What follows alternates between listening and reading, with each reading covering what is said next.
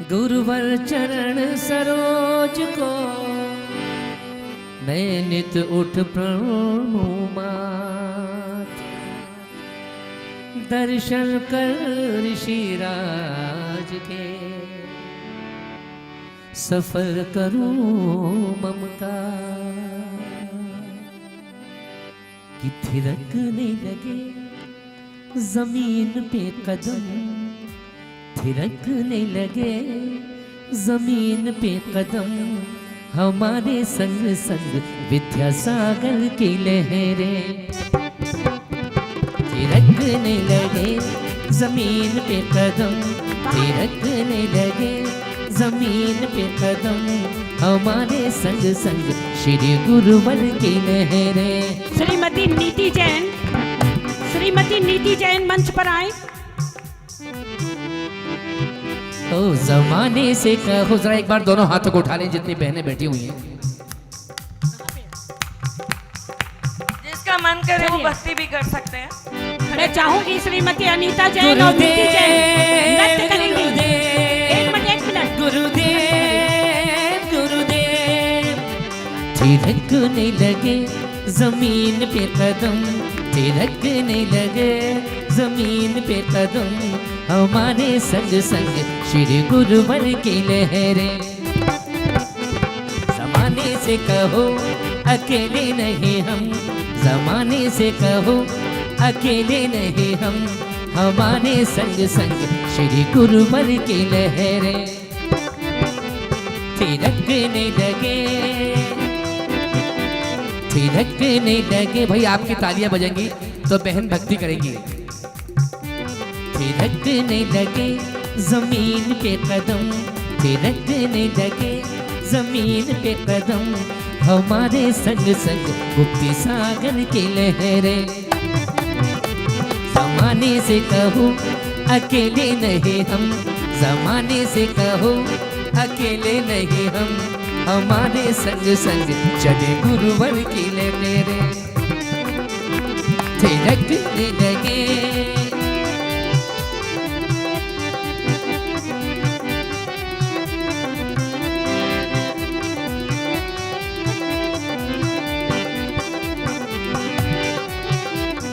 और साथ दिया है इन लहरों ने जब सबने मुख मोड़ लिया। साथ दिया है इन लहरों ने जब सबने मुख मोड़ लिया। इसीलिए विद्यासागर से हमने नाता जोड़ लिया। फरिश्तों ने भी चूमे इनके चरण, मचलने लगी सीने में धड़कन, मचलने लगी सीने में धड़कन। हमारे संग संग विद्यासागर की लहरें। जमाने से कहो अकेले नहीं हम, जमाने से कहो अकेले नहीं हम। हमारे संग संग श्री गुरुवर की लहरें थिरकने लगे जमीन पे कदम, थिरकने लगे जमीन पे कदम। हमारे संग संग श्री गुरुवर की लहरें।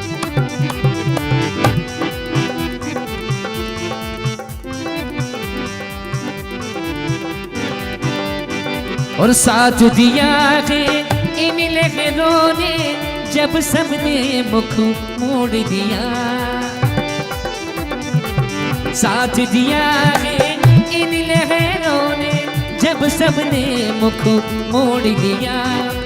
इसीलिए तो श्री गुरुवर से हमने नाता जोड़ लिया।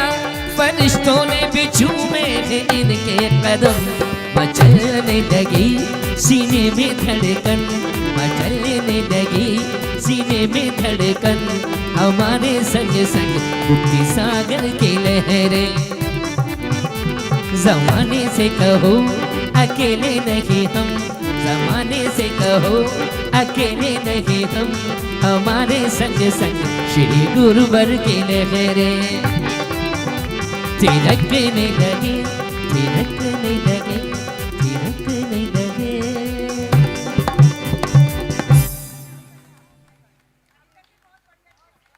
इस कार्यक्रम का संचालन श्रीमती सुनीता काला जी कर रही हैं। आइए दीदी जी के साथ चलते हैं जैसा उनका आदेश। जिनको सुनने के लिए हम सब बेकरारी से इंतजार कर रहे हैं, हमारे बीच डॉक्टर सुधा मलैया जी जो दमोह से यहाँ आई है, वो मैं उनसे गुजारिश करूँगी वो यहाँ तक आए और हमें अपने शब्दों से लाभान्वित करें।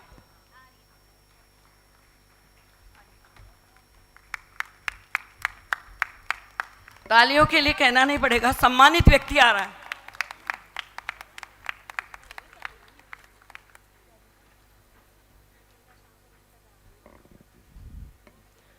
निराकार ब्रह्म रूपम सर्वज्ञ सर्वसंपन्न, तू मुझ में है मैं तुझ में, तुझसे जुदा नहीं हूँ, तुझसे जुदा नहीं हूँ। तेरा मेरा ये रिश्ता सदियों से है पुराना, गुरु ने दियो है जब से, तब से इसे है जाना। तू शांत मौन आनंद चैतन्य सच्चिदानंद, तू मुझ में है मैं तुझ में, तुझसे जुदा नहीं। जिनेंद्र देव के चरणों में वंदन और नमन करते हुए उपाध्याय श्री 108 महाराज श्री गुप्ती सागर महाराज के चरणों में वंदन करते हुए आपके समक्ष में क्या बोलूं, मुझे ये समझ नहीं आ रहा। सबसे पहले तो मैं आप सबका अभिनंदन करना चाहती हूँ और वंदन करना चाहती हूँ।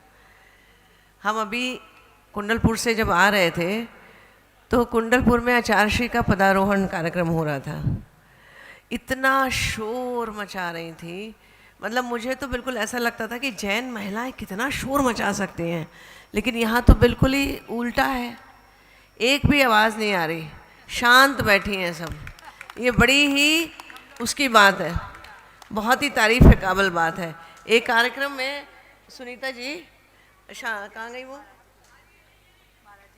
हाँ एक कार्यक्रम में पुरुष लोग तो उड़ाते रहते हैं महिलाओं की, मौका मिला चाहिए उनको। बोले कुछ चुटकुला सुनाया उन्होंने कि दो महिलाएं चुप बैठी थी, ये चुटकुला है, महिलाओं ने तालियां बजा दी। मैंने कहा मूर्खाओं, तुम्हें समझ में आ रहा है, तुम्हारा मजाक उड़ा रहे हैं तो। लेकिन यहाँ ऐसी कोई बात नहीं है। बात यह है हम सबके पास सब कुछ है, हम आगे बढ़े हैं हर क्षेत्र में, रेखाओं में, चित्रों में, कीर्तिमानों में महिला शक्ति आगे बढ़ी है। स्वतंत्रता के बाद बहुत परिवर्तन आया है। कानून ने हमें जो भी अधिकार दिए उनसे भी हम सशक्त हुए हैं, और जो भी, लेकिन फिर भी कई बार लगता है हम थोड़े से परसेंटेज की महिलाएं हैं। हम तो मतलब भाग्यवान हैं, हम प्रवंचित नहीं हैं, हम वंचित नहीं हैं, लेकिन ऐसी हजारों हजार करोड़ों महिलाएं हैं जो आज भी वंचित हैं, जिनकी ना समस्याएं सुलझी हैं, ना उनकी पीड़ाओं में कमी आई है। उसकी स्थिति और दर्जा दोनों दोयम है। अशिक्षित है तो गंवार है, परित्यक्ता है तो कुलक्षणी है, विधवा है तो अशुभ है, प्रेम करती है तो चरित्रहीन है, संतानहीन है तो निपुती है, बांझ है। सारे के सारे विशेषण उसके लिए है। कल तक जन्म लेते ही मार दी जाती थी, आज भ्रूण में मार दी जाती है। 5-5, 6-6 वो बेटियों के होते हुए भी एक बेटे की कमी के बगैर संसार अधूरा लगता है। विकास के अवसरों में भी अभी भी भेद है। संविधान में बराबरी का अधिकार मिलने के बाद संसद सदस्य तो चुन सकती है, लेकिन अपने घर के प्रशासनिक निर्णय नहीं ले सकती। प्रशासनिक निर्णय करने वाली प्रशासनिक महिलाएं भी कई बार अपने घर में निर्णय नहीं ले पाती हैं। मैं ऐसी बहुत सी IAS महिलाओं को जानती हूँ। गृह स्वामिनी होते हुए भी जा चली जा बाप के घर। तेरे बाप के घर से लाई थी तू अधिकार जमा रही है, ये घर मेरा है। और वो पूछती रहती है आजीवन, मेरा घर कौन सा है? अभी तक बोला गया था पराए घर जाना है, वही घर तेरा है। अब पराए घर आ गई हूँ तो वो कहते हैं तेरा नहीं है, तेरे बाप का नहीं है। कभी ना कभी ये स्थिति आती है। कानून बना दहेज लेना अपराध है, पर दहेज के नाम पर जला दी जाती है। पिता की संपत्ति में बराबर की हिस्सेदारी दी गई, लेकिन न मांग पाती है न दिया जाता है। इन सब का मूल कारण यह है कि हम सबको ये अधिकार जितने भी मिले हैं पुरुषों ने दिए हैं, हमने लड़कर नहीं लिए। इंग्लैंड की औरतों के जैसे हमने लड़कर अपने संविधान के अधिकार या वो नहीं लिए। हमको जो भी मिला है दया में मिला है। और स्त्रियों के पक्ष में बोलने वाले पुरुषों की संख्या भी बहुत कम थी। इसलिए जब कुछ मांगने खड़ी हो जाती है तो पुरुषों को लगता है कि दरवाजे के बाहर खड़ी कोई अपरिचिता है। मांगने की कह तो रहे हैं, देने की कहते तो हैं, लेकिन देते नहीं हैं। फिर कहते हैं हमने आकाश भी दिया और लेकिन कुछ कर नहीं पाई, पंख तो दिए पर कतर कर। जैसे अभी हमारा 2024 में ये आया, महिलाओं का आरक्षण करेंगे, लेकिन अब 29 तक पहुंचा दिया। तो समझ में नहीं आता, आकाश तो देते हैं लेकिन फिर भी उड़ नहीं पाते हैं। ऐसा नहीं है कि हमने कुछ पाया ना हो, हमने बहुत कुछ पाया है, बहुत अपने पैरों पर खड़े हैं, अपने निर्णय भी अपने आप लेते हैं। लेकिन दुर्भाग्य ये है कि जो भी मिला वो दान में मिला है। नैसर्गिक रूप से सामाजिक समता के हिसाब से और हैसियत के हिसाब से समानता के रूप में नहीं मिला। उसे क्या मिले और क्या ना मिले इस सब का निर्णय पुरुष करते हैं। उसके गुण अवगुण भूमिका, उसे क्या मिले और क्या नहीं, इसका निर्णायक पुरुष रहता है। मुझे क्या चाहिए है, मैं क्या करना चाहती हूँ, इसके लिए मेरे पास अधिकार ही नहीं है। मुझे सदा कटघरे में रखा गया है। मुझे से मतलब स्त्री को सदैव न्याय वंचिता। एक पंक्ति में देवी जैसी पूछते हैं, दूसरे में हमारे मंदिरों में ही लिखा रहता है नरक की खान है। ये कितना बड़ा विरोधाभास है। तीर्थंकरों को जन्म देने वाली माता नरक की खान है, और या केवल तीर्थंकर की माँ बनेगी तभी वो ठीक नारी कहलाएगी? ऐसा तो नहीं है। ये समाज, ये सृष्टि रौनके बज़्म मेरे दम से है। मैं पुरुषों से पूछती हूँ, ये जो रौनके बज़्म मेरे दम से है, आपने क्या कमाल कर डाला? अगर मैं ना हूँ, अगर मैं रचना ना करूँ, अगर मैं ब्रह्माणी ना बनूँ, अगर मैं वैष्णवी बनकर कल्याण ना करूँ, संरक्षण ना करूँ अपनी संतान का, और अब मैं शिवानी बनकर मैं उसके कल्याण का ना सोचूं, तो फिर क्या? तो सृष्टि कहाँ है मेरे बगैर? उसके बाद भी सारे के सारे जितने नेगेटिव उद्बोधन हैं, प्रबोधन हैं, संबोधन हैं, सब मेरे लिए। अरे भैया, आपने ऐसा क्या कमाल कर डाला? पुरुष हो गए आप भाग्यवशात, तो इसमें क्या इतनी बड़ी बात हो गई? मैं यहाँ स्त्री पुरुष की लड़ाई लगवाने नहीं आई, मैं सिर्फ चेताने आई हूँ। हमें ये पता होना चाहिए कि हमारी मांगे कहाँ तक जायज़ हैं और हम कहाँ तक करें। आजकल की लड़कियाँ जाती हैं, माता पिता भी देखने लगते हैं, बोले लड़का के घर में कितने घर वाले हैं, कितने घर वाले देखते हैं, ज़्यादा रिश्तेदार नहीं है, चलो ठीक है। अगर हम ऐसा करेंगे तो लड़की तो अगले दिन ही अलग हो जाने वाली है। जिस पुत्र को हमने पाला है, इतना बड़ा किया है, उसको ले जाने वाली है वो। तो हमारी शिक्षा ऐसी है क्या अपनी बेटियों के लिए? क्योंकि हम ये बात मान में कहीं ना कहीं डाल देते हैं। हमारी संस्कारों में, संस्कृति में कहीं ना कहीं कोई कमी है जो हम उसको नहीं कहते। विदा होती बेटी से माँ ये कहे कि जली हुई मत आना, तेरी लाश नहीं आनी चाहिए, अर्थी नहीं आनी चाहिए तेरी यहाँ पे, पैरों पे चल के आना, हंसती भी जा रही है, रोती भी जा रही है, हंसती भी आना मायके में जब भी आवे, और इस मायके के द्वार तेरे लिए हमेशा खुले हैं।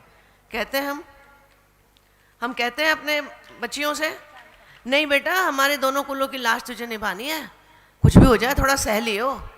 सह तो लेगी, लेकिन कुलों की लाज निभाते निभाते जल के राख हो जावे क्या? ये शिक्षा तो नहीं दे सकते।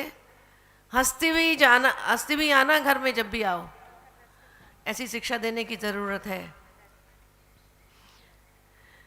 जो मिला नहीं मिला उसे या तो स्त्री के जन्म का दोष मान लिया या कर्मों का फल मान लिया। अब जैन धर्म की क्या बात मैं बताऊं, दक्षिण में सारी महिलाएं अभिषेक कर सकती हैं। सरिता जी बैठी हैं यहाँ पे, मेरी साक्षी हैं। श्रवण बेलगोला में हम अभिषेक कर आए, हमें एक दो महाराज जी ने डांट दिया, बोले तुमने पाप कर दिया। मैं कहा सारी की सारी महिलाएं जितनी वहाँ पे श्रवण बेलगोला में अभिषेक कर रही थी पापी हो गई क्या? मैं कहा ऐसा कैसा है? मैंने कहा महाराज जी आप मत कर्म बनाओ अपना, हमें बनाने दो, ये ज़रूरत नहीं है इसकी। अरे कहीं की कोई परंपरा है, कहीं की कोई परंपरा है, परंपरा मानो, ये बात सही है, लेकिन आप उसे पाप पुण्य की बात देखने लगो। अब पाप पुण्य की बात से मुझे ध्यान आया, बहुत सारे चौके लग रहे थे वहाँ, 300-400 साधु संघ और साध्वी संघ इतना बड़ा था कुंडलपुर में। महिलाएं टूटी टूटी जा रही हैं, चौका में टूटी टूटी जा रही हैं, पुण्य मिल जाए। अरे महाराज श्री का 24 घंटे से निराहार हैं, उनके ऊपर गिर ना जाओ भैया, उनकी अंतराय ना हो जाए, इसकी चिंता करो। तुम्हें अपने पुण्य की चिंता पड़ी है? ऐसा कैसा पुण्य है भाई? मार घुसी चली जाएंगी, घुसी चली जाएंगी, कोई आहार दे रहा है उसके हाथ से छीन लेंगी। यहाँ आप नहीं करती होंगी, ऐसा मुझे पता है, हमारे बुंदेलखंड में बहुत होता है। बुंदेलखंड में धार्मिक श्रद्धा जो कुछ ज़्यादा भी है, उनको ये बताया गया बहुत अच्छे से कि पुण्य क्या है, तो इस पुण्य को पाने के लिए वो कुछ भी करती हैं। यदि हमारा सिर समाज के दोहरे मानदंडों के सामने नहीं झुकता, तो कम से कम मैं और आप तो नहीं कहते कि विधवा अशुभ है। कम से कम मैं तो अपनी बहू भाभी को जलाने में साथ न देती, छींटा कशी में साथ नहीं देती, दूसरी नारी का आर्तनाद मुझे भी सुनाई देता। जल्दी करना है क्या? लेकिन हम आते हैं उस यशस्वी काल पर जब आदिनाथ भगवान ने अपनी यशस्विनी पुत्रियों ब्राह्मी और सुंदरी को ज्ञान दिया,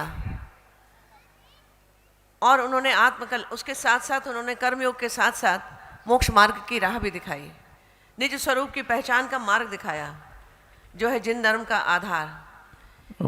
इसी के अनुरूप त्याग प्रधान जैन परंपरा में जितने भी नारी आदर्श हुए हैं, अधिकांशतः वही हैं जिन्होंने अनेक संकटों के बावजूद धर्म की पालना नहीं छोड़ी या वैराग्य धारण करके आत्म कल्याण का पथ प्रशस्त किया।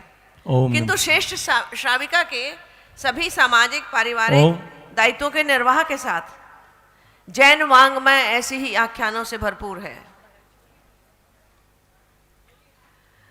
महाराज श्री पधार रहे हैं, महाराज श्री का अभिनंदन है। बोले परम पूज्य पादा श्री 108 गुप्ती सागर जी महाराज की जय। ये भव्य पंचकारक महाराज श्री के सानिध्य में और ब्रह्मचारी रंजना दीदी के निर्देशन में जो करने जा रहे हैं हम लोग सभी, आज महिला सम्मेलन महाराज जी के सानिध्य में और सनिता कालिया जी की नेतृत्व में हो रहा है। आप लोग सभी बैठिए, गुरुदेव के चरणों में त्रिबार नमोस्तु नमोस्तु नमोस्तु करते हुए गुरुदेव अपना आसन ग्रहण करिए। गुरुदेव ओ करुणमयी गुरुवर आए हैं यहाँ,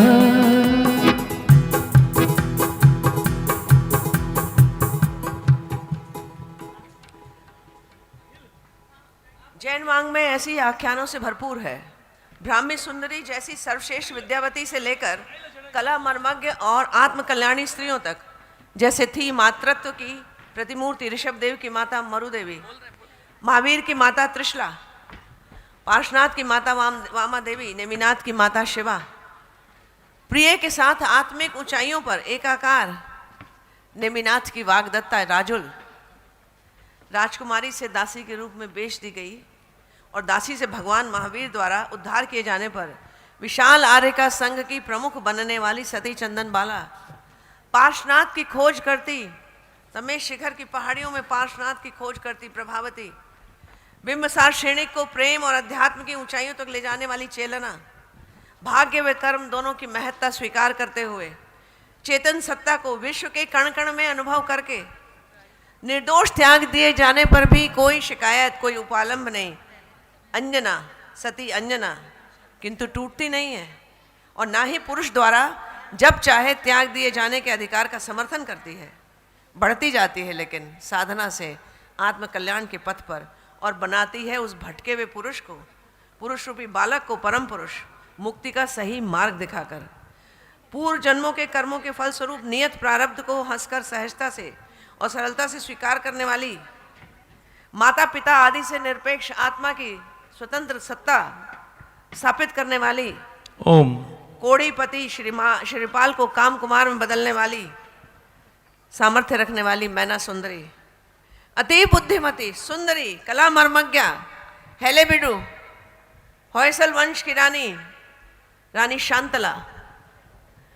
उनके पति विष्णुवर्धन ने रामानुजाचार्य के प्रभाव में आकर जैन धर्म से वैष्णव धर्म स्वीकार कर लिया, लेकिन शांतला नहीं झुकी। समय का दान। शांतला ने शिव मंदिर भी बनवाए, वैष्णव मंदिर भी बनवाए और उसके साथ साथ जैन मंदिर भी उतने ही बनवाए।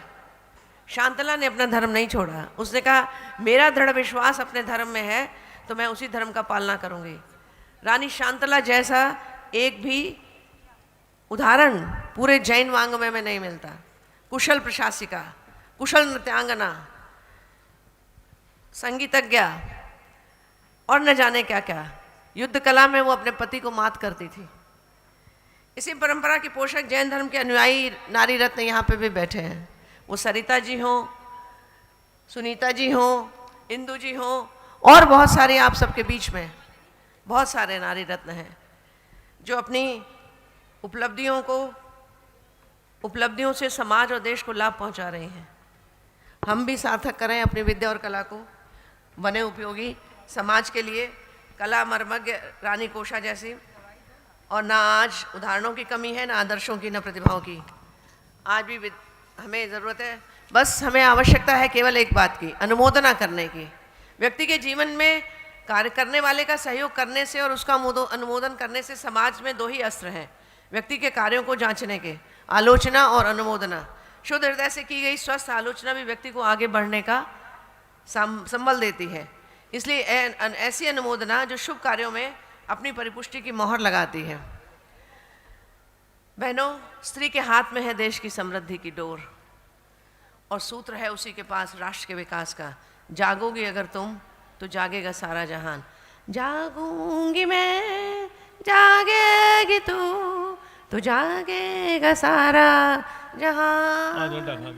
तब ही बनेगा सुंदर महान तेरा जहान, मेरा जहान, इसका जहान, उसका जहान, सबका जहान, हमारा जहान। बहुत ही सुंदर सम्मेलन होता है, इसीलिए हम एक दूसरे का विचारों का आदान प्रदान काला जी करें। समय का ध्यान रखिए। समय की बहुत कमी है क्योंकि हम लोग लेट हो चुके हैं। ऑलरेडी आगे भी प्रोग्राम है, क्रमबद्ध तरीके से पंच कल्याण में प्रोग्राम्स होते हैं, आप सभी जानते हैं। बहुत छोटी सी, बहुत जल्दी से, केवल 35 मिनट में हम अपने सम्मेलन को विराम देंगे। धन्यवाद। और दूर दूर से लोग आए। मैं चाहूँगी हमारे बीच हमारी छोटी बहन इंदौर से, बांकानगर से बरखा बरजातिया जी आई हुई है, वो आए, सम्मान का ध्यान रखते हुए हमें अपने बातों से अवगत कराएं, अपने विचारों से अवगत कराएं। जोरदार तालियों से सभी को सादर जय जिनेन। जो समय का ध्यान वर्तमान रखिए। शासन नायक भगवान महावीर स्वामी की, संत श्रमणी आचार्य गुरु वैश्य विद्यासागर महामुनि राज की।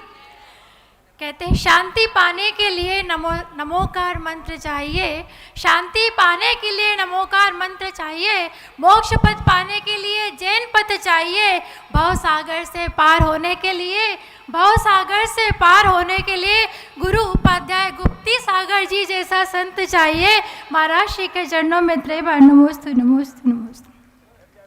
आदरणीय सम्मानीय मंच, विराट विशाल आयोजन के सूत्रधार एवं पधारे हुए सभी सम्मानीय अतिथिगण, आप सभी को वर्तमान शासन नायक भगवान महावीर के जन्म कल्याण की हार्दिक बधाइयाँ हृदय से प्रेषित करती हूँ एवं आप सभी को अनेकानेक बधाइयाँ देती हूँ इस कार्यक्रम के संयोजक आदरणीय सुनीता जी, जो आपने मुझे इन गौरवान्वित पलों का साक्षी बनने का, अपने भाव को प्रकट करने का सुंदर अवसर प्रदान किया, अनेकों अनेक बधाइयाँ, धन्यवाद। आज के राष्ट्रीय अधिवेशन में मेरा विषय है तीर्थ जिनालयों की सुरक्षा में महिलाओं की भूमिका, वर्तमान समय में तीर्थ असुरक्षित उपाय एवं समाधान। जयवंतो जग में धर्म तीर्थ, मंगलमय मंगल करण तीर्थ, सब पाप नशावे धर्म तीर्थ, शिव पथ पथ दर्शावे धर्म तीर्थ, कर जोड़ नमो में प्रथम तीर्थ, कर जोड़ नमो में प्रथम तीर्थ। सुनीता जी, आपने जो विषय दिया है वर्तमान का ज्वलंत विषय है, भूत भविष्य वर्तमान का अध्ययन आकलन विषय की आवश्यकता थी, फिर भी मैंने अपना थोड़ा प्रयास किया है और आज हमारे जिनालयों एवं तीर्थ क्षेत्रों के संरक्षण के प्रति इस मंच के माध्यम से महिला वर्ग में जागरूकता लाने का प्रयास कुछ बिंदुओं के माध्यम से करूंगी। सर्वप्रथम हम समझे तीर्थ क्या है। तीर्थ एक संस्कृत का शब्द है जिसका अर्थ है पार करने का या भव से तरने का स्थान। यहाँ मेरा मानना है कि जहाँ किसी महापुरुष के सम्यक रत्न दर्शन ज्ञान चारित्र प्रकट हुए हों, परिलक्षित हुए हो, चमत्कारिक हुए हो, ऐसी पवित्र भूमि, ऐसी अनमोल धरा हमारे लिए पूजनीय वंदनीय, हमारे मन और जीवन में शांति का संचार करने वाली हो जाती है, जिसकी रक्षा सुरक्षा पवित्रता को बनाए रखने की महत्वपूर्ण जिम्मेदारी हमारी बन जाती है। जिनालय क्या है? सकारात्मक ऊर्जा से परिपूर्ण ऐसा स्थान जहाँ जिन प्रतिमा के दर्शन कर, जिन आगम का अध्ययन कर हमारी धार्मिक सांस्कृतिक संस्कृति पल्लवित पोषित एवं संस्कारित होती है। चाहे जैन धर्म हो, हिंदू धर्म हो, बौद्ध धर्म हो, धर्म सभी में मान्यता है कि मनुष्य जीवन की सार्थकता के लिए आत्मज्ञान परम ज्ञान अर्थात मोक्ष की प्राप्ति के लिए तीर्थ यात्रा करना, तीर्थ दर्शन करना आवश्यक है। अब ये सब कैसे प्राप्त होता है? मान्यवर, जिस भूमि की रज सम्यक सिद्धि को प्राप्त है उसके बारे में विचार आते ही एक अद्भुत उत्साह सा संचार जीवन में होता है, जिसकी रज को छूते ही बहुत ही सकारात्मक आध्यात्मिक ऊर्जा का संचार होता है और वो संचार हमारे जीवन की दिशा बदल देता है और संयम साधना मोक्ष की ओर प्रोत्साहित भी करता है, हमारी संस्कृति को जीवंत रखते हैं। मैं ये मानती हूँ कि हमारे यहाँ बैठे सभी प्रबुद्ध जनों का यह अनुभव रहा ही होगा। तीर्थंकर की कल्याणक भूमियाँ जैन संस्कृति की पहचान है। तप त्याग और संयम गाथा देखो कैसी महान है। अनमोल धरोहर है ये तीर्थ जिनालय, इनको आज बचा लेना। 5 रंग से सजी ध्वजा को हर शिखर पर फहरा देना, हर शिखर पर फहरा देना। अनादिकाल से श्रमण संस्कृति का संरक्षण संवर्षण इस युग के प्रथम तीर्थंकर भगवान ऋषभदेव के पुत्र प्रथम चक्रवर्ती भरत के द्वारा चला आ रहा है। पुनः पंचम काल में महान जैनाचार्यों एवं अनेक जैन धर्मावलंबियों राजा महाराजों द्वारा इस संस्कृति का संवर्धन किया जा रहा है। इसी का शुभ परिणाम है कि आज भी जैन संस्कृति की धर्म ध्वजा फहरा रही है। हजारों वर्ष से खड़े देश विदेश के तीर्थ स्थान जैन धर्म की यश गाथा गा रहे हैं। पर आज की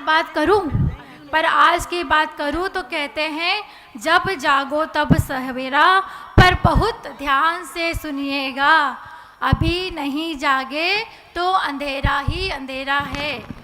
अगर अभी नहीं जागे तो अंधेरा ही अंधेरा है।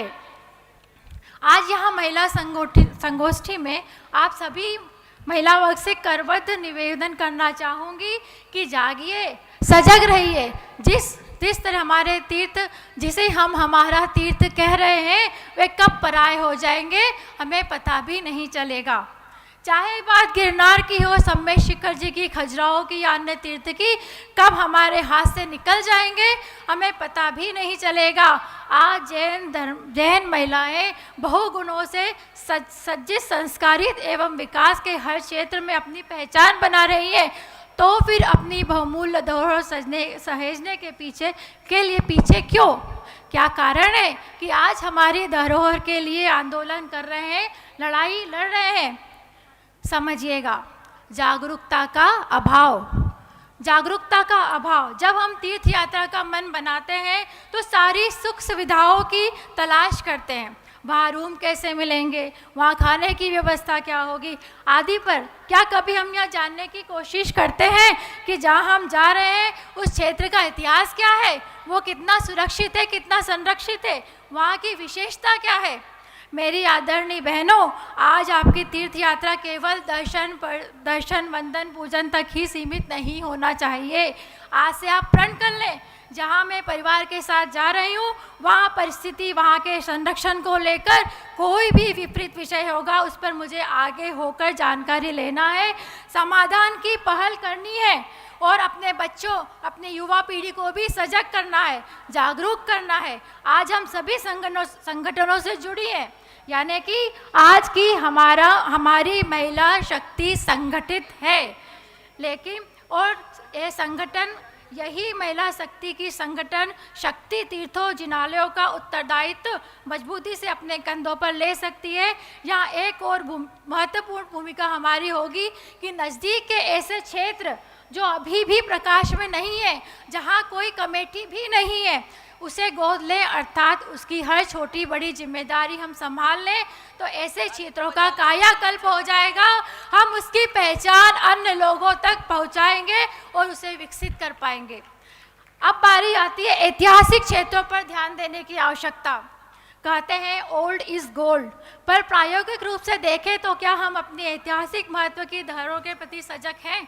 हम नामी क्षेत्रों के दर्शन वंदन के लिए तो अनेकों बार जाते हैं, पर क्या आज हमारे तीर्थंकरों के कल्याणक हुए, जो हमारी प्राचीन विरासत है, वो कितने सुरक्षित संरक्षित है? इतिहास के पन्ने पलटिए, पाएंगे कि हमारा जैन समाज, हमारे मंदिर कितने समृद्धशाली और कितने वैभवशाली रहे, पर बड़े ही खेत का विषय है कि हमें समय समय पर अपनी आस्था, अपनी विरासत के संरक्षण के लिए संघर्ष करना पड़ा है। अभी कुछ दिन पहले तीर्थ जीर्णोद्धार पत्रिका पढ़ रही थी, उसमें देखकर आश्चर्य हुआ कि कितने प्राचीन मंदिर साउथ में है, कितने भव्य और मोहक प्रतिमा जी हैं। अनुमोदना करती हूँ उस समिति की, अनुमोदना करती हूँ तीर्थ का बहुत बहुत धन्यवाद।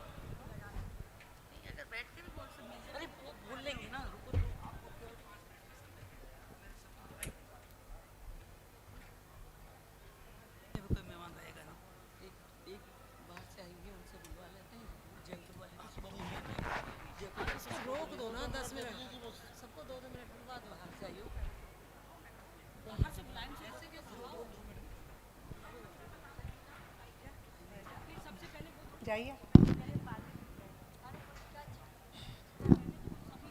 प्लीज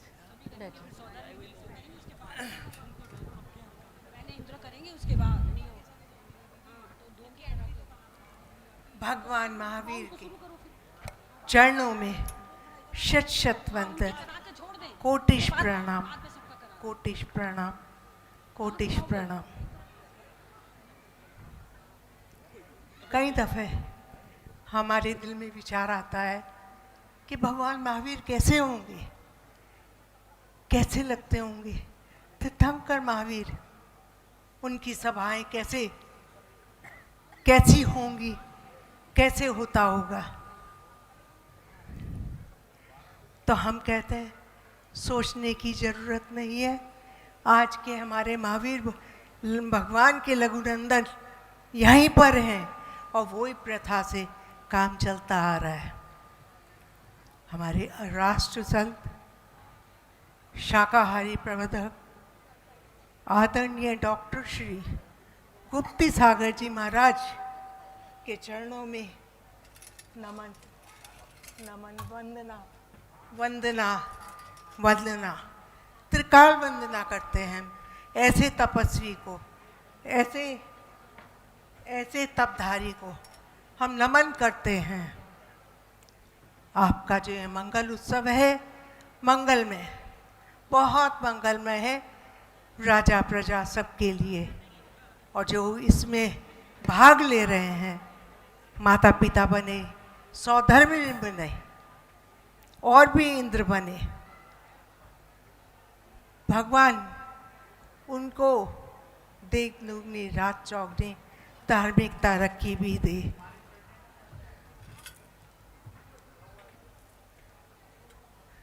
और दे रहे हैं क्योंकि वो ऐसे गुरु के हाथ में है जो सब कुछ मंगल में ही मंगल में है। आज एक बात की और खुशी है हमको, यहाँ पर विद्वान श्री प्रोफेसर नलिन जी शास्त्री आए हुए हैं, जिनको वो इतने बड़े विद्वान हैं हमारे जैन समाज के, और भी जगह वो तो विद्वान इतने ज़बरदस्त माने जाते हैं और हैं कि सब लोग उनके आगे नतमस्तक होते हैं, झुकते हैं। जो उनकी शैली है, जो उनका शब्दकोश है, शायद ऐसा शब्दकोश देखना और सुनना बहुत कठिन होता है एक विद्वान से। हमारे पास ऑलरेडी मुट्ठी पर विद्वान है। हमारे समाज का कर्तव्य है कि हम विद्वानों को धरोहर समझें, उनका ध्यान रखें, उनके समझ वो विचार जो वो देना चाहते हैं उनको सुने, उनको पढ़ें, और वो हमारे सम्माननीय हैं। हम उनको नमन करते हैं, प्रणाम करते हैं। आदरणीय नलिन जी शास्त्री,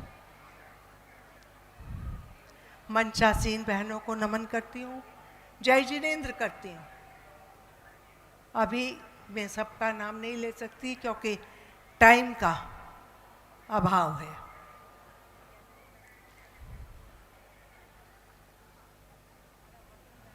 हम लोग यहाँ पर महिला शक्ति के लिए उपस्थित हुए हैं बोलने के लिए। महिला शक्ति कोई आज से नहीं है, युगों से चली आ रही है। आदिनाथ भगवान की दो पुत्री हैं, ब्राह्मी सुंदरी से चली आ रही है। और महिला शक्ति ने क्या कुछ नहीं किया। महिला शक्ति आज भी सब कुछ करने के लिए तैयार है। उसमें समता भी है और क्षमता भी है। काम की जब वो ठान लेती है तो पीछे मुड़कर नहीं देखती, उसमें सफलता ही सफलता पाती है। और समता इतनी है कि दो परिवारों की डोर इतने प्यार से अपने साथ लेकर चलती है कि दोनों घर तो क्या, न जाने कितने घर सुधरते जाते हैं, न जाने कितने मोहल्ले एक होते चले जाते हैं, न जाने उस राष्ट्र की क्या तरक्की होती है।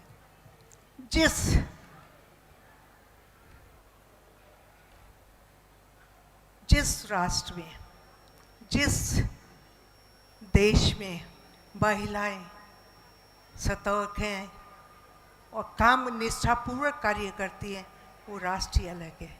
जैसे हमारा भारतवर्ष, भारत में हमारे संस्कृति प्रधान देश है। बच्चों को संस्कार शुरू से ही देने शुरू कर दिए जाते हैं, और वो कौन देती है? महिला। मैं नहीं कहती कि पुरुष नहीं देते, पर हाँ, महिलाओं का तो एक परम कर्तव्य है, रहता है, जो शुरू से दादी नानी के रूप में देती है, फिर माँ के रूप में देती है। उनको संस्कारित कर दिया जाता है। और जिस बच्चे को आप संस्कारित कर देते हैं बचपन से, वो कभी ज़िंदगी में बात नहीं खाता, वो कभी गलत काम नहीं करता, वो हमेशा अपने धर्म का, अपने राष्ट्र का ध्यान रख के आगे बढ़ता है। महिलाओं से मेरी विनती है कि उनको हर एक काम के साथ में तीर्थों का भी संरक्षण संवर्धन करना पड़ेगा। नहीं तो आप ये मत समझिए कि तीर्थ तो हमारे यहाँ ही, इनको कौन लेगा। ऐसा नहीं है। बहुत बहुत ज़्यादा अतिक्रमण है। काफ़ी कुछ तीर्थों के ऊपर तो बहुत ही मुकदमे और बहुत ही परेशानियाँ चल रही हैं, जिनको अगर महिलाएं चाहें आगे आएं और उनका संरक्षण करें। देखें, एक ग्रुप बनाएं, एक एक उसमें तीर्थ पे जाएं, 8-10 लोग मिलके देखें वहाँ कोई गलत तो नहीं हो रहा है। इनकी संरक्षण करना हमारा परम कर्तव्य है। और महिलाओं को कुछ और भी बातों का ध्यान रखना पड़ेगा, जैसे कि हमारे समाज में कुरीतियाँ क्यों हैं, किस लिए आई। मैंने माना जब पैसा बढ़ता है, एजुकेशन बढ़ती है, तो थोड़ी कुरीतियाँ भी आती हैं, पर नहीं, अगर महिला चाहे तो उसको वहीं रोक लगा सकती है। क्यों ये आपके जो डिवोर्स हो रहे हैं उसके लिए क्यों नहीं काम करती हैं? बच्चे को ट्रेनिंग क्यों नहीं देती? माँ का फर्ज है सर्वप्रथम तो अपनी बेटी को ट्रेनिंग करे, ट्रेनिंग दे। खाली यही कहना कि नहीं अब वही तुम्हारा घर है और वही तुम्हारे वहाँ से गजा डोली जा रही और आरती और जो भी कुछ है वो नहीं बोले। उनको समझाएं, उनको समझाने से ही काम चलेगा, क्योंकि पढ़ी लिखी लड़कियां हैं, आर्ग्यूमेंट से करती हैं हर चीज़ का। उनको समझाइए और अपनी भी डिमांड्स को कम करना पड़ेगा। क्यों लेते हैं हम दूसरे का पैसा? दहेज के ऊपर क्यों निगाह रखते हैं? कितने दिन चल जाएगा दूसरे का पैसा?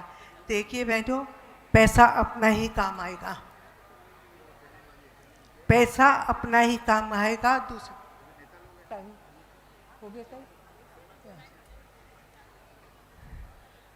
तो ये कुरीतियाँ दूर कीजिए और समाज के साथ आगे बढ़िए। अगर हमें समाज को, अपने धर्म को रोकना है तो हमको ध्यान देना पड़ेगा जो हमारी विडोज़ हैं और जो हमारी डाइवोर्सीज़ हैं, क्योंकि उनके द्वारा बहुत कुछ गड़बड़ चल रही है। हमारे धर्म को हमको नहीं कम करना है, नीचा दिखाना है और लड़कियों को संभालना है। क्या हम लोग दूसरी शादी क्यों नहीं कर सकते? क्योंकि जब उनके माता पिता से पूछे कितनी तकलीफ से गुजरते हैं, और माता पिता के बाद कौन? तो मेरी बहनों, बहुत कुछ करना होगा समाज के लिए भी। जागिए। मैंने माना आप लोगों को मिलके बहुत अच्छा लगता है बात करना, पर इस बात पर भी ध्यान रखिए कि हमको अपने लिए क्या करना है, समाज के लिए क्या करना है, अपने बच्चों के लिए क्या करना है। एक हमने अभी आचार्य श्री हमने लिया है विकलांगों का। कई दफ़े हम गाड़ी में जाते हैं, एकदम निकल जाते, कोई विकलांग बैठा है, ठीक है हाँ विकलांग, क्या हुआ?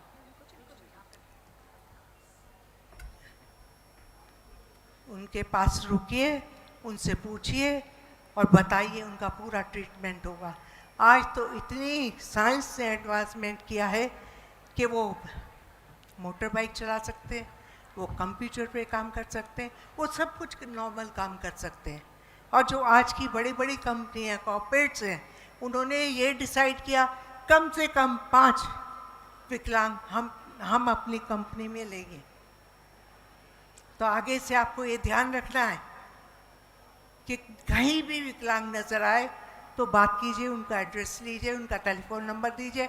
आज सबके पास टेलीफोन है और हमको आप बता दीजिए।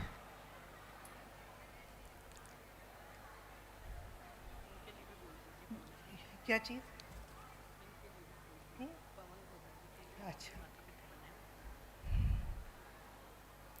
मैं माता पिता पवन गोधा जी को नमन करती हूँ, प्रणाम करती हूँ माता पिता बनने के लिए। भगवान के माता पिता बनना भी बहुत भाग्य की बात होती है, ऐसे ही नहीं मिलता है। और उनके पुत्र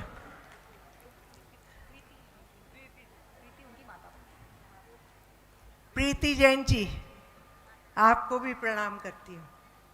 और आपके पुत्र जिन्होंने की सौधर्मेंद्र का भार संभाला है, क्या बात है, भाग्यशाली हैं। और रहिएगा ऐसा परिवार जिसमें 2-2, 3-3 इंद्र हो, बन रहे हो, और इतने शौक से कार्य कर रहे हो, इतने धर्मपूर्वक कार्य कर रहे हो, इतना सबका ध्यान रख के कर रहे हो, उनको हमारा प्रणाम जाता है। और भगवान करे वो और धार्मिक तरक्की करे, हर तरह से तरक्की करे, धर्म धन ध्यान के भंडार हो, अब वो आगे बढ़े। अब मुझे आई थिंक रोक देना चाहिए क्योंकि टाइम कम है। मैं आचार्य श्री के चरणों में नमन करती हूँ, नमोस्तु करती हूँ, नमोस्तु करती हूँ। आदरणीय माता जी, बहन जी, रंजना दीदी रंजना शास्त्री, एक बहन जी के चरणों में नमन है, क्योंकि वो ऐसे शुद्ध, निर्मल, पवित्र पथ की प्रतीक है जहाँ से आवागमन की ज़रूरत नहीं रहती। माँ बहन जी, हम लोग सब महिलाएं आपके साथ हैं। ऐसे तो इतने बड़े आचार्यों का आपके ऊपर आशीर्वाद है, पर हम महिलाएं आश्वासन देते हैं, हम सब आपके साथ हैं। भगवान करे आप दिन दुगनी रात चौगनी अपनी धर्म में तरक्की करें। जय श्री राम।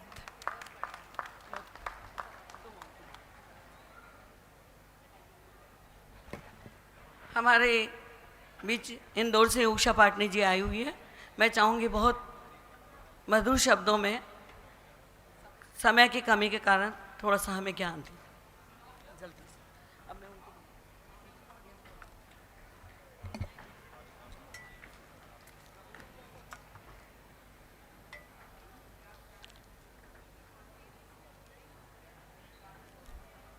गुप्ति सदन के आदिनाथ को नयन बंद कर करूं नमन। गुप्ति धाम गन्नौर के पांचों बालयती का है सुमिरन। पार्श्वनाथ महाराणा प्रताप के करेंगे सबका कष्ट हरण। सभी जिनालयों के प्रेरक श्री गुप्ति सागर जी को शतवंदन। गुप्ति सागर जी को शतवंदन। आज इस महिला सम्मेलन में सब कुछ होते हुए भी जो एक कमी दिख रही है वो है परम पूज्य गुरुवर गुप्ति सागर जी के साथ में हमेशा रहने वाले, कदम कदम पर उन्हें साथ देने वाली ब्रह्मचारिणी सुमन दीदी, जो आज हमारे बीच में नहीं है। यद्यपि वो नहीं है लेकिन हमारे मन के सुमन उनके लिए समर्पित हैं। तो ऐसे सुमन दीदी को भी मैं नमन करती हूँ और सबके मन को रंजित करने वाली सुमधुर वाणी की मल्लिका आदरणीय ब्रह्मचारिणी रंजना दीदी को वंदन। समय कम है, बात हम करते हैं यदि संस्कारों की, तो सबसे पहले मैं बात करूंगी सुनीता जी, आपने जो मंच सजाया है आज, इस मंच से शुरुआत करती हूँ। इस मंच को सर्वाधिक गरिमा प्रदान कर रहे हैं हमारे बीच में उपस्थित 3 गुप्तिधारी परम पूज्य गुरुवर गुप्ति सागर जी महाराज। आज यहाँ पर इस ग्रीष्म ऋतु में तपन को मिटाने के लिए उपस्थित हैं बरखा। बरखा की बूंदों से सरिता प्रवाहित होती है, तो हमारे बीच में सरिता जी। जब सरिता प्रवाहित होती है तो उसका जो जल होता है वो सुधा के समान लगता है, अमृत के समान लगता है। और सुधा की सुधिपूर्ण वाणी हमें सुनने को मिली। और इस समय अज्ञानतम को हरने के लिए, अज्ञान निशा में को हरने के लिए हमारे बीच में उपस्थित हैं इंदु जी, मैं पूरे मंच का सम्मान करती हूँ, स्वागत करती हूँ एवं जिसने इन कार्यक्रम को सजोया ऐसी नीतिवान सुनीता जी और विनीता जी दोनों को प्रणाम करती हूँ।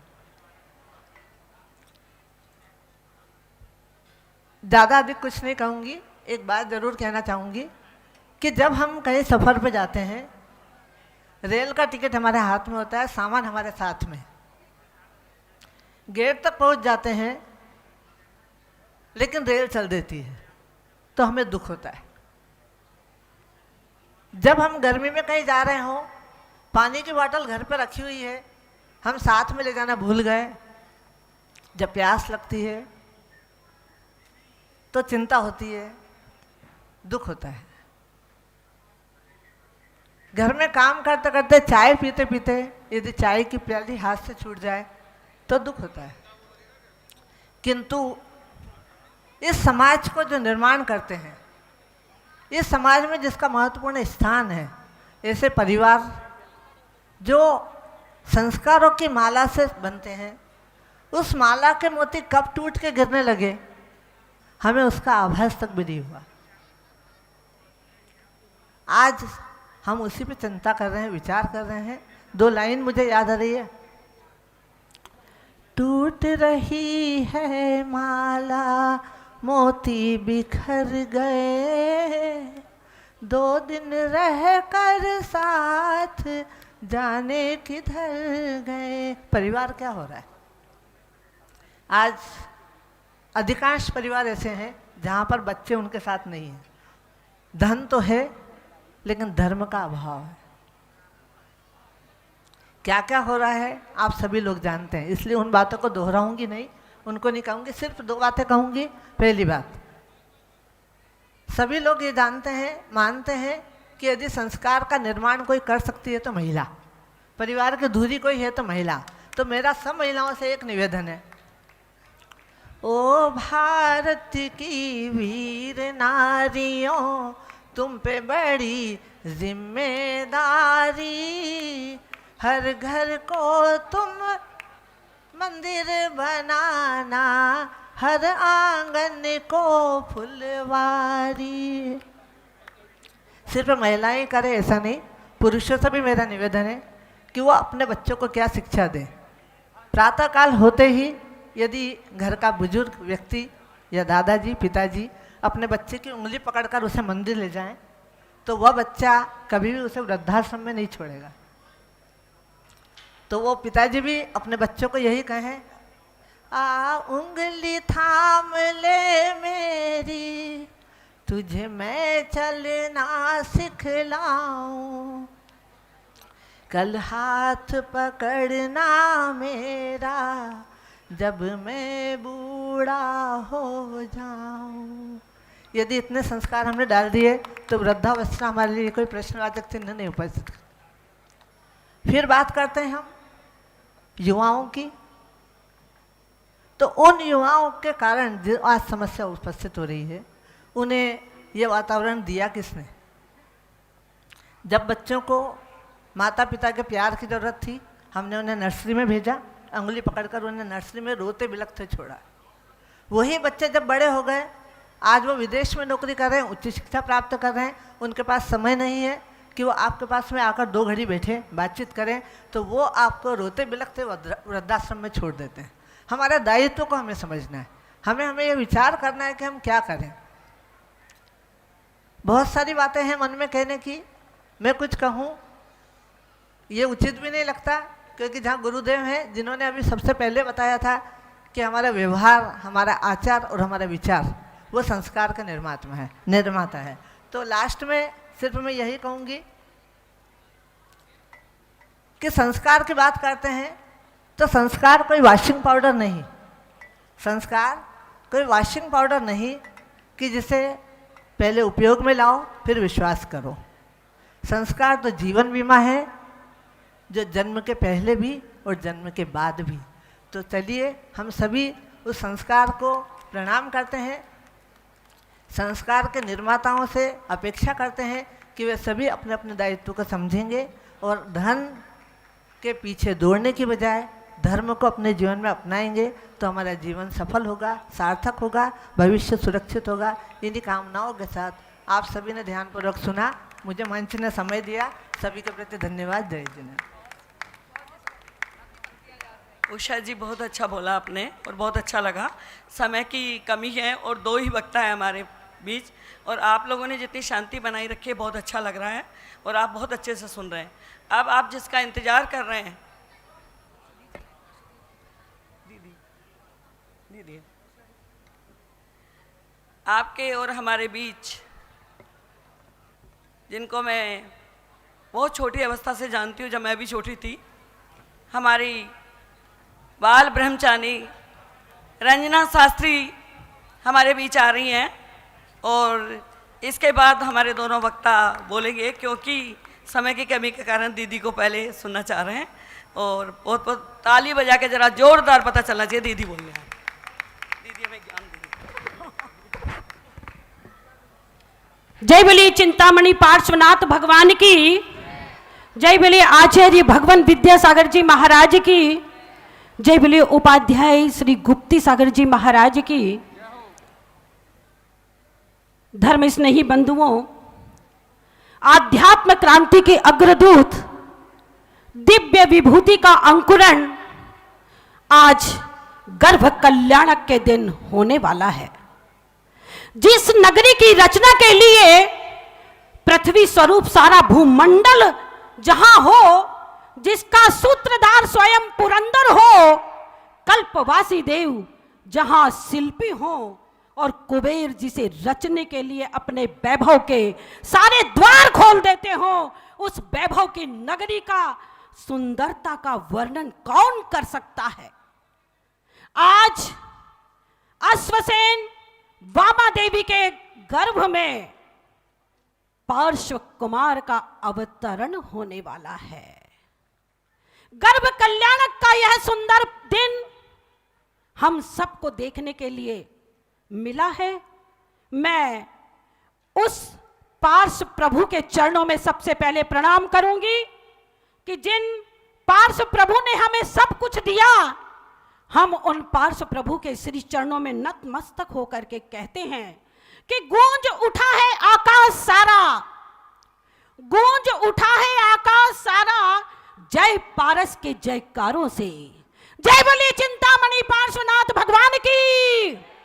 गूंज उठा है आकाश सारा, जय पारस के जयकारों से और प्रभु के जन्म पर सजी वाराणसी फूलों और सुंदर बंधन वारों से। धर्म स्नेही बंधुओं, आज इस गर्भ कल्याणक के अवसर पर मैं बहुत कम समय में आपसे कहना चाहूंगी कि आज शिक्षण पद्धति तो बढ़ रही है, लेकिन आचरण और संस्कार में गिरावट आती जा रही है। जब पत्थर पर संस्कार करके शिलापुत्र का जन्म हो सकता है, भगवत पर संस्कार करके हम भगवान को बना सकते हैं, तो क्यों ना हम अपने बच्चों को संस्कार दे करके उनके जीवन को सुंदर बना सकते हैं। मैं आज सब जगह देखती हूं, सुनती हूं कि कहते हैं कि बच्चों को संस्कार कौन देता है? मां। कौन सी है वो चीज जो यहां नहीं मिलती, सब कुछ मिल जाता है लेकिन हाँ मां नहीं मिलती, हाँ मां नहीं मिलती। आज मैं देखती हूं कि सबके घरों की स्थिति कितनी नाजुक होती जा रही है। आज हमें गर्भ कल्याणक के दिन पर अपने अपने विचारों को निर्मल बनाना चाहिए। कहते हैं घर में अगर थोड़ी तकलीफ हो तो सबसे पहले किसकी याद आती है? किसकी याद आती है? मां की। क्योंकि जीवन में सबसे मूल्यवान अगर कोई है तो वो होती है मां। अगर व्यक्ति घर में प्रवेश करते समय अपनी मां को याद करता है तो वह घर अन्नपूर्णा बन जाता है, माँ के हाथ का भोजन अगर कोई व्यक्ति करता है उसका जीवन निर्मल और पवित्र बनता है, और पत्नी के हाथ का भोजन करता है उसमें सिर्फ आपका प्यार होता है, लेकिन माँ के हाथों के प्यार को आप कभी तराजू में नहीं तौल सकते। धर्म स्नेही बंधुओं, उसको मालूम है जिसके पास माँ नहीं होती। आज माँ की कदर आप लोगों ने छोड़ दी है। याद रखना, अभी मेरे को कुछ दिन पहले किसी ने कहा था, एक लड़की आई और कहने लगी मेरी माँ ने ऐसा किया, मेरी माँ ने ऐसा किया। मैंने कहा बेटा, कभी माँ के बारे में कभी आप अपने श्री मुख से कभी बुराई मत करना। और वो समय याद आ गया, कल फिर किसी ने कुछ कहा कि माँ को एक 20 साल की बेटी तड़ातड़ मारती है और पति भी उसका साथ देता है। अरे धर्म स्नेही बंधुओं, मैं कहना चाहूंगी, जिस दिन इस धरती से माँ चली जाएगी उस दिन इस धरती का विलय हो जाएगा। आज धरती बची है तो माँ के नाम से बची हुई है, और धरती का नाम भी माँ होता है। जिस धरती पर हम चलते हैं वो माँ हमारा कितना बोझ लेकर चलती है। हमें गर्व होना चाहिए अपनी माँ के ऊपर कि जो आज बेटों को जन्म तो देती है, लेकिन बेटे पत्नी के आने के बाद अपनी माँ को भूल जाते हैं। कहते हैं अकाल हो अगर अनाज का तो मानव मरता है, और अकाल हो अगर संस्कारों का तो मानवता मर जाती है। धर्म स्नेही बंधुओं, जीवन को संस्कार परिमार्जित करने वाली प्रक्रिया का नाम है संस्कार। पहला कदम अगर गलत दिशा में उठ जाता है तो आदमी भटक जाता है, और अगर सही दिशा में उठता है तो मंजिल दूर नहीं निकट हो जाती है। आज मनुष्य ने मकान बनाए, मंदिर बनाए, फार्म हाउस बनाए, लेकिन मानव को प्रकृति का मानव नहीं बनाया। उसके पास वक्त नहीं है। घर बहुत बड़े बने, लेकिन दिल इतने छोटे होते जा रहे हैं कि परस्पर में सब कुछ खत्म होता जा रहा है। बालकों को संस्कारित किए बिना संस्कृति की सुरक्षा असंभव है। आज मानव आज रास्ते से भटक चुका है। माँ के पास जो ममता होती है, माँ के पास जो समता होती है, माँ के पास जो क्षमता होती है, वो किसी के पास नहीं होती। या जन्म देने वाली माँ के पास होगी, या जीवन को बदल देने वाली जिनवाणी माँ के पास होगी। ये दो माँ हमें जीवन को सुरक्षित रखने में कामयाबी प्रदान करती है। दिन हो या रात हो, सपना सपना होए, और सपना अपना सा दिखे किंतु न अपना होए। माताओं की जो दुर्दशा देखने में आ रही है बंधुओं, पर्वत ऊंचा है पर गहरा नहीं, समुद्र गहरा है पर ऊंचा नहीं। मनुष्य ही वो क्षेत्र है जहां गहराई भी है और ऊंचाई भी है। सत संस्कारों से अगर राज मुकुट में लगाने योग्य बालक को आप राज रत्न भी बना सकती हैं, तो कुसंस्कारों के बाद बालक के दरिद्र कंठ में पड़े हुए छूटे लहसनियों के साथ गूंथ भी सकती है। सब कुछ हाथ में मां के पास हुआ करता है। महिलाओं को तो आज फुर्सत ही नहीं है, क्योंकि जब से नारियों ने परिवार का दायित्व छोड़कर दफ्तर की राह पकड़ ली है, तब से बालक का विकास भी अवरुद्ध होता जा रहा है। पहले माताएं संतुष्ट हुआ करती थी, जो पति कमाई करके लाता था उसमें संतोष धारण करती थी, लेकिन आज आवश्यकताओं की पूर्ति ही नहीं कर पाते हैं आप लोग, क्योंकि हमारी आवश्यकताएं इतनी बढ़ चुकी हैं। हमारे पास चाहे 10 साड़ी हो, जब तक 100 साड़ी ना हो तो पति को आप जीने भी नहीं देती। आज हमें पहनने के लिए ये चाहिए वो चाहिए। धर्म स्नेही बंधुओं, जिसके साथ आपने 7 फेरे लगाए हैं, जीवन में ये सोचना मेरा प्रथम और अंतिम परिवार वो ही होगा जहां मैं वर्ण करके आई हूं। आज यहां तो कल वहां हर परिवारों की स्थिति इतनी गड़बड़ा गई है। बेटियों को आपने इतनी छूट दे रखी है, हाथ में पैसा, साथ में गाड़ी, रात और दिन कहां जाती है उनका कोई ठिकाना नहीं है। और आज माताएं आराम से अपने जीवन को निकाल रही है। अपने अपने परिवार को संवारने का आप कोशिश करें। मां की फैशन परस्ती घरों को तोड़ रही है, कब तक टिक सकता है वह घर? आ गई है बुनियाद में जिसकी खलल, जब नींव ही सदोष हो गई तो घर कैसे टिक सकता है? अंत में बस मैं एक लाइन कह रही हूं कि इसलिए अपनी संतान को कुटिल संसार के विष भरे धुएं से हटाने का अनवरत प्रयास करो, नहीं तो आपका घर भी असुरक्षित है, परिवार भी असुरक्षित है। पति तो कहां जा रहे हैं, माता कहां जा रही है, अपने पहनावों को भी आप सुधारिए। जब घर की माता भी सुधर जाएगी तो आपके बालक बालिकाएं भी सुधरेंगी। आपको मालूम है, बहुत शौक होता है दुबई में, अमेरिका में और जगह जगह भेजकर पढ़ाने का। पढ़ने के साथ साथ जब आप फोन करते हैं, आपकी बच्ची कहाँ होती है आपको मालूम है? नहीं पता। आज कहीं, कल कहीं, परसों कहीं। बंधुओं, परिवार किसका नाम है?